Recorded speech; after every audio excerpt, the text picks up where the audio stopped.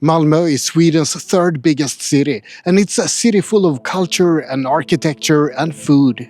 It's also a city full of crime and segregation. Today I'm gonna explore the good and the bad sides of Malmö.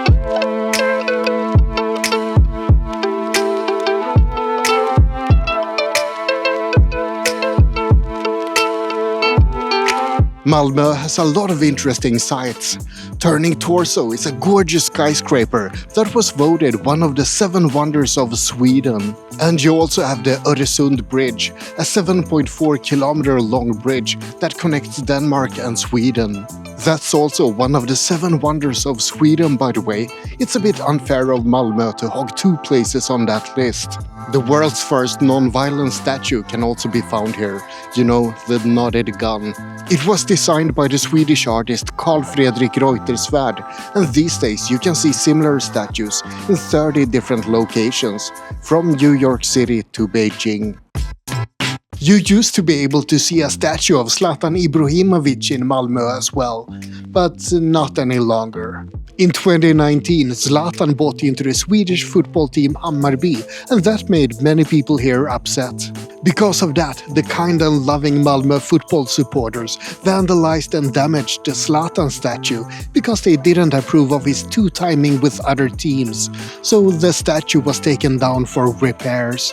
But you can still see Zlatan Court, the football court where Zlatan used to play when he grew up. It's located in Rosengård, an area of Malmö that's become quite infamous. We'll get back to Rosengård later, but first I want to show you more of what you can see in Malmö.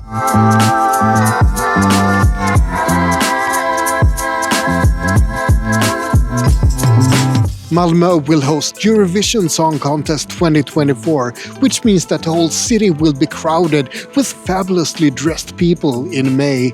And it's a good opportunity for native Malmö people to get rich, because there's not nearly enough hotel rooms in the city. You're better off avoiding this place in May 2024, but if you visit at any other time, then there's a lot to see and do. Hey, excuse me, what do you think about Malmö? Oh, I don't really know. We just arrived here maybe 10 minutes ago. Oh, wow. Yes. So the first 10 minutes? Yes, exactly. Let me guess, are you getting a bit drunk today? Maybe not today, or maybe not now, but maybe later. Maybe later. It's a bit in the morning to be drunk, I think. Möllevångstorget, also called Möllan, is a square filled with food from the entire world. Except that it's pretty empty right now. This is a popular spot in the evenings with a lot of restaurants and pubs nearby. And pizzerias. Pizza is basically Sweden's national dish by now, especially kebab pizza. If you haven't tried Swedish kebab pizza yet, then you haven't lived. It's the ambrosia of gods. It's the food of Vikings and heroes. And speaking of delicious things, there's also a brewery in Malmö.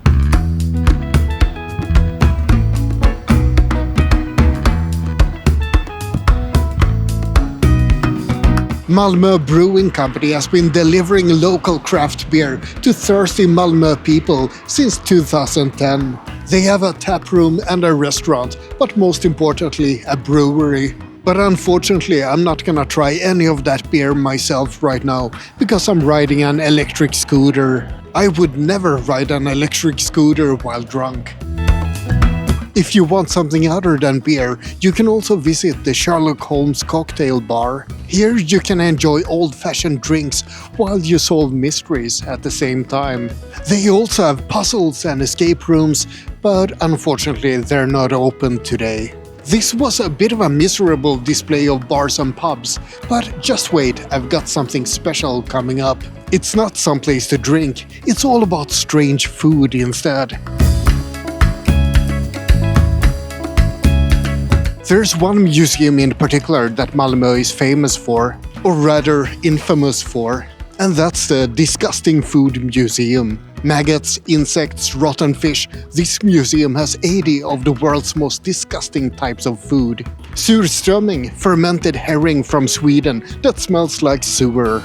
Cuy, roasted guinea pigs from Peru. Casu marzu, maggot-infested cheese from Sardinia. stinky tofu from China, and of course hakarl, rotten shark from Iceland. To be honest, I really don't want to visit this place. Everything sounds completely awful. I'm just gonna hate it.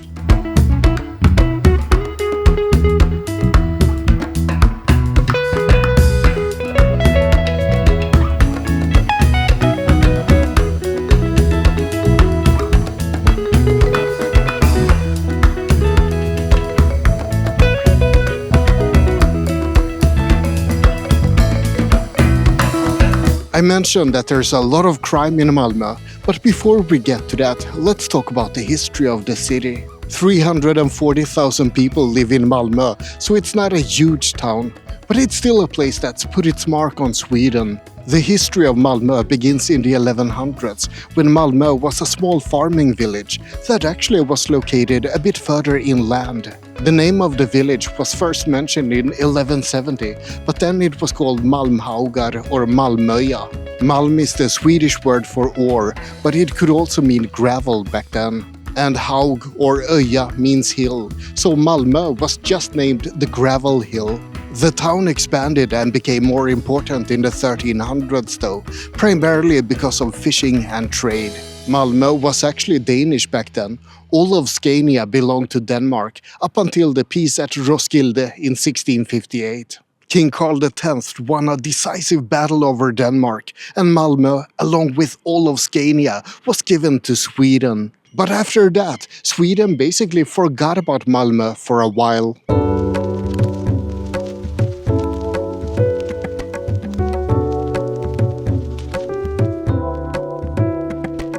When Malmö belonged to Denmark, it was Denmark's second biggest city, and it had a very central location. After 1658, it was just a town in the outskirts of Sweden instead.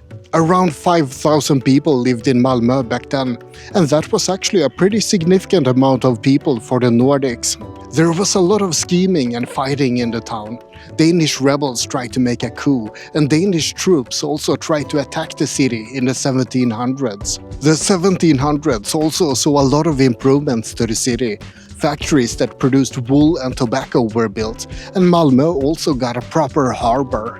Malmö Harbor was constructed in 1775, and that marked a significant change for the city. The small Danish fishing village was now long gone, and instead this was now a Swedish industrial town.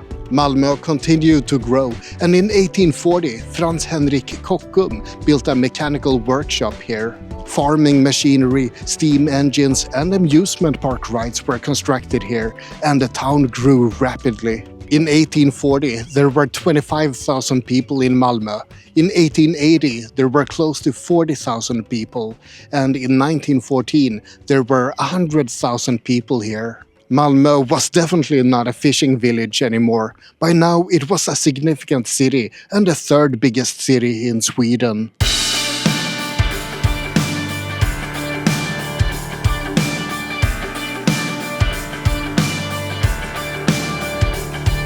I'm not saying that that's a hentai moment, but I'm not saying that it isn't.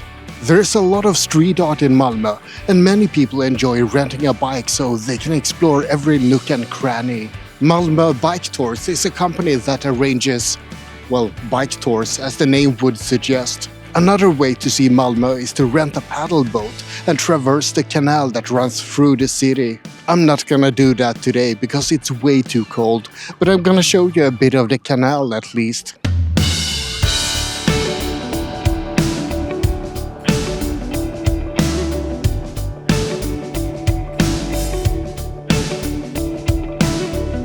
Close to the harbor and the central station, you can see Malmöhus slott, Malmö Castle, the oldest preserved Renaissance castle in the Nordics. Parts of the castle dates back all the way to 1434, when it was a keep that belonged to Eric of Pomerania. Danish kings lived in the castle for hundreds of years, and after it became Swedish, it was turned into a fortification instead.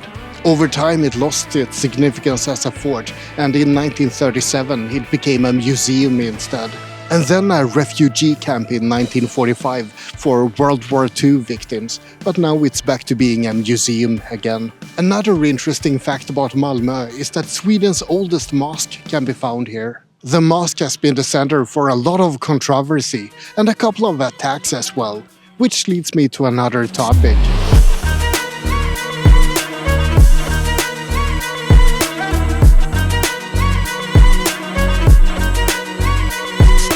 I guess I can't put it off any longer. There's a lot to like about Malmö. The beautiful architecture, the culture, the history. But despite all of those positive things, Malmö is mostly known as the crime capital of Sweden. In 2017, there were 65 firearm incidents in Malmö and 62 explosions. 7 people died and 35 people were injured. And one area in particular has been marked as a no-go zone in the city, and that's Rosengård. Rosengård means the rose garden, but I'm afraid that this isn't a rose garden. There's roughly 22,000 people living in Rosengård, and 86% of those people have a foreign origin. That's not a bad thing in itself, but it's led to a lot of conflict and segregation. You can see a lot of racism from Swedes in Malmö, but you can also see a lot of hatred from immigrants as well. And given the recent conflict in Gaza, there's also a lot of anti-Semitism and a lot of Islamophobia. Sometimes it feels like everyone in Malmö just hates everyone else, except that they probably all hate people from Stockholm. They can probably unite over that at least. I'm not really painting Malmö in a good light, am I? It's true that there are severe issues in the city, but things might be moving in the right direction. The numbers of shootings and explosions have decreased since 2017, and there's been a cooperation between the police and civilians in Malmö in an initiative called Stop Shooting. Maybe not the most imaginative name, but at least it's self-explanatory. There are also reports that the dangers of Malmö might be partially constructed by media and exaggerated by public opinion. And let's not forget that Stockholm and other places in Sweden also have had crime waves these last years. All in all, Sweden is still a safe country. You can get unlucky and be the victim of a crime, but that can happen anywhere. Rosengård might not be a rose garden, but I don't think it's as bad as many people say. What do you guys think about Rosengård? I've lived there my entire life. It's been a great time. You hear a lot of stuff in the news, a lot of shootings and stuff like that. I've personally never seen anything like that. I have seen a lot of it, but at the same time, not really. You know, nothing that really affected me or my family in any way. And I'm very glad. I lived here my entire life, like I said before. I don't regret a second of it. I love it here. What do you guys think? It's exactly as I think Rosengård is the best place in the world. Rosengård is a great place. I'm raised here, I'm born here, and we like this place. And what we like about this place is that, like, if it happens problems, then we can solve it ourselves. Rosengård is so boring. it's just great. Nice. It's a great place. Yeah. I was born here. It's a place where they're chilling. We always play football. It's great. Oh, nice. And Zlatan is Born here. He's born here. That's what's special about Rosengård. Yeah. Sweden still has a lot of challenges, but the vast majority of people just want to live their lives in peace. And I do think that that's true, even for a city that's called the crime capital of Sweden. And that's about it for this quick look at Malmö, Sweden's third biggest city. I hope you found it interesting. Like and subscribe, but most importantly, have a great day. Have a look at this video up here in the corner as well. You'll like it, I guarantee it.